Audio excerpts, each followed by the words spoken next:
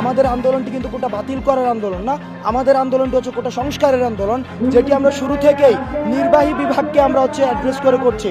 নির্বাহী বিভাগ যতদিন না পর্যন্ত একটি কমিশন গঠন করে দিয়ে সকল গ্রেডে প্রথম থেকে চতুর্থ শ্রেণী পর্যন্ত কোটার যৌক্তিক অযৌক্তিক ও বৈষম্যমূলক কোটাগুলো বাতিল করে দিয়ে কোটার যৌক্তিক সমস্যার সমাধান করছে, ততদিন পর্যন্ত আমাদের আন্দোলন চলবে। আজকে যদি ওনারা একটা কমিশন গঠন করে দিয়ে সেটি সমাধান করে দেয়, আজকে শেষ।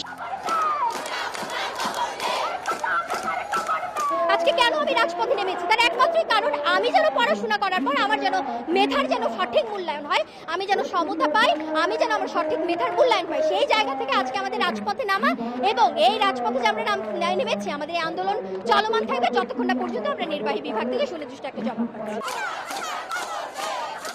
আমাদের একটাই দাবি যে সকল প্রকার কোটা বাতিল যাবে, শুধুমাত্র সংবিধানে যে অনগ্রসর জাতির কথা উল্লেখ করা হয়েছে তাদের জন্য ন্যূনতম মাত্রায় কোটা রেখে বাকি সকল কোটা বাতিল যাবে।